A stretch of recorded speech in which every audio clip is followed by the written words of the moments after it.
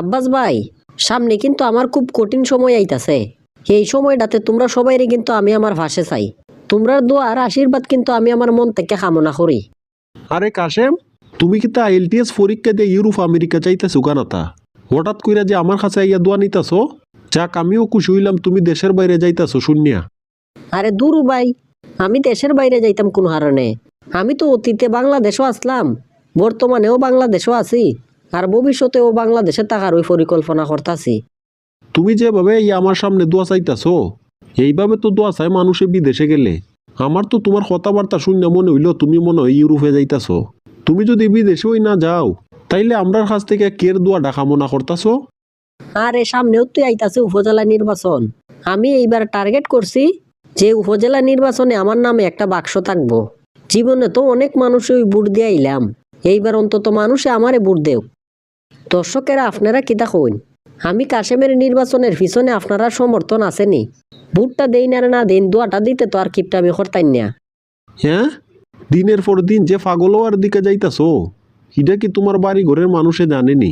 উপজেলার নির্বাচনে কি প্রার্থীর অভাব পড়ছেনি যে তোমার মতো কাশেম গিয়া ও নির্বাচনে দাঁড়াইতে হইব?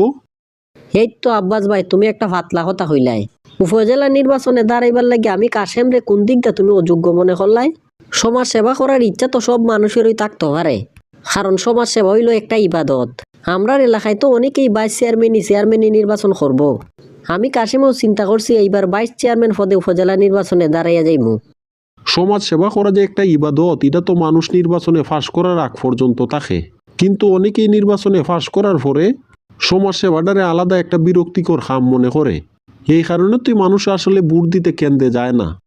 আমি তো এই জিনিসটার পরিবর্তন করতে ওই উপজেলা নির্বাচনের ভাইস চেয়ারম্যান পদে দাঁড়াইতাছি। নির্বাচনে যদি আমি ফাঁস করতাম পারি, তাইলে তোমরা ব্যবসায়ী, অসহায় সহজ সরল মানুষ সহ গরিব দুঃখী সবার ফাঁসেই আমি সবসময় থাকবো। আচ্ছা ঠিক আছে ভাই, এইবার যেহেতু উপজেলা নির্বাচনে প্রার্থীর সংখ্যা অনেক বেশি, সবার মার্কা তো আমরা জনগণের সব সময় মনে থাকতো না। তুমি যদি নির্বাচনে দাঁড়াও তাইলে মার্কাটা ফাইলে পরে আমার সাথে একটু যোগাযোগ কইরো। তোমার মার্কাটা আমি মুখস্থ হইরা রাখমুনে। এটা তো অবশ্যই। আমার টার্গেট আছে মাহিয়া মাহির ট্রাক মার্কা লইয়া এইবার উপজেলা নির্বাচনে প্রতিদ্বন্দ্বিতা করতাম। ট্রাক মার্কাটা পাওয়ার পরে সবকিছুই তোমরা রাতে চাইরা দিমু।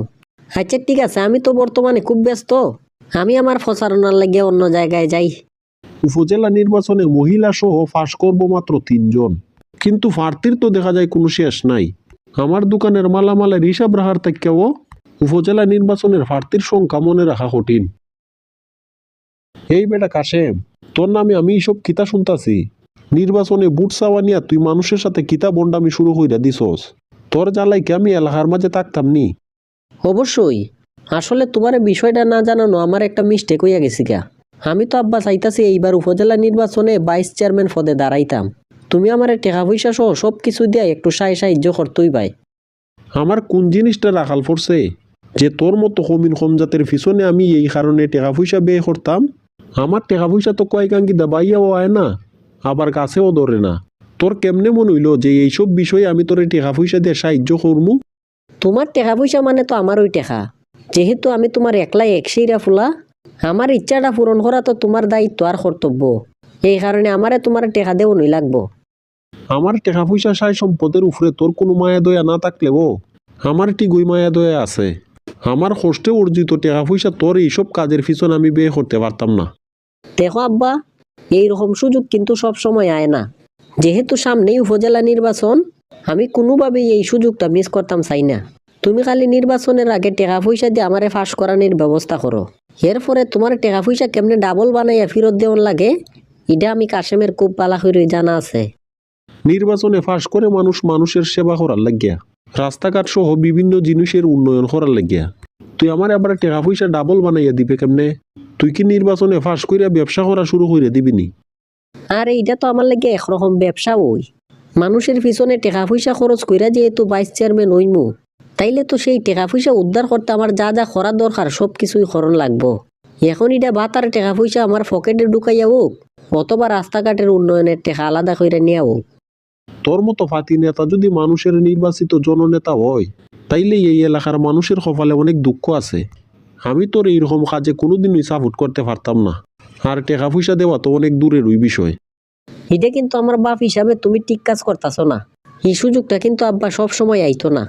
এইবারের উপজেলা নির্বাচনে যেহেতু ভাইস চেয়ারম্যান প্রার্থীর অভাব নাই, তাইলে আমি কাশেম দাঁড়াইয়া গেলি গা সমস্যা কিতা? তোর তো আসলে উদ্দেশ্যরই ঠিক নাই।